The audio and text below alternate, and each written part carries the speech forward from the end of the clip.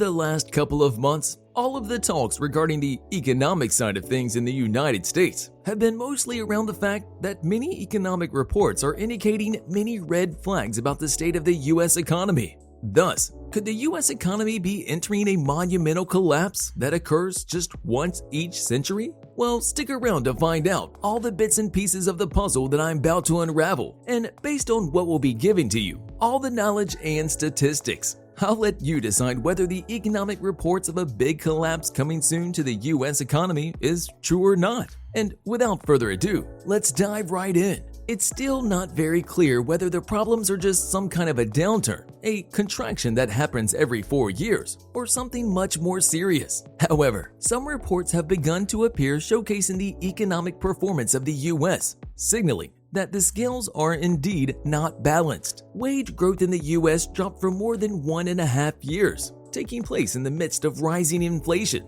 something that puts a lot of pressure on the workers' wages and their households. This situation has apparently forced many people towards crime, that some people are calling juggling, a term that is used for those who juggle their car keys or cell phones and are not careful while doing so, and are met by people who are in search of these victims and who travel from coast to coast to find these unlucky individuals that then fall under the microscope of those jugglers, let's say.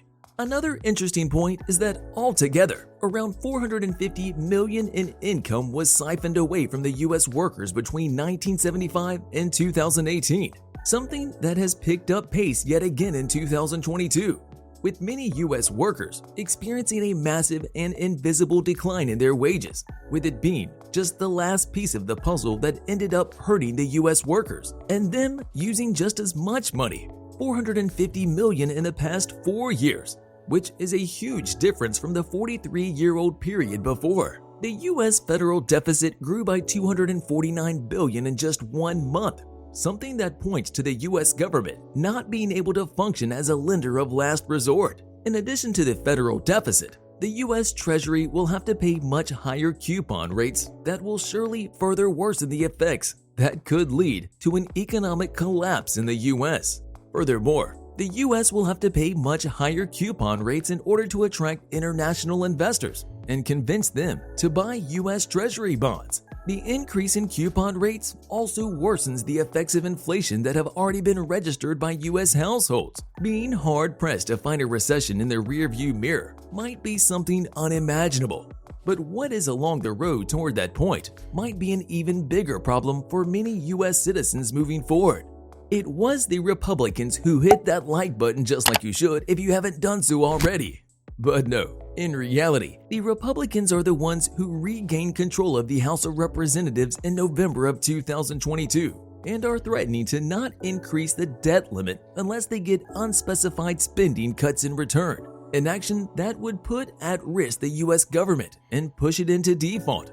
Pushing the limits over the debt ceiling by the looks of things has become a regular ritual because, if you can remember, it happened during Clinton's administration in 1995, then again with Barack Obama as president in 2011, and more recently in 2021. Many economists have addressed this matter and have said that it is not 100% confirmed, but if things continue in this way, defaulting on the national debt could lead to real-life consequences, an economic impact that would yield a lot of negative results, an unprecedented downgrade of the nation's credit rating, hurting America's financial prestige in the process, everything caused by the mere specter of default. And if an actual default happens, then matters would be far more damaging.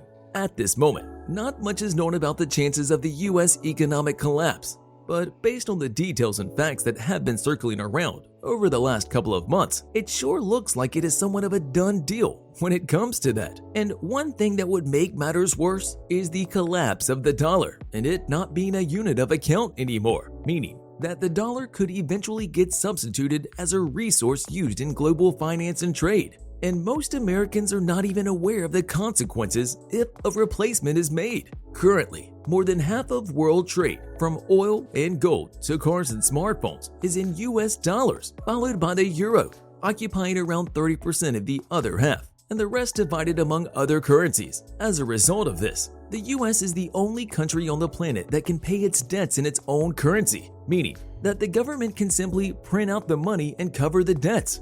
However, that might not be very wise because other countries need to buy euro or US dollar to cover their debts. And in order to do so, they have to export more than they import. The US is free of these constraints and can run up a large deficit, meaning that the government can import more than export for decades without the same consequences. And since most foreign trade is denominated in the dollar, sooner or later the trade must go through an American bank.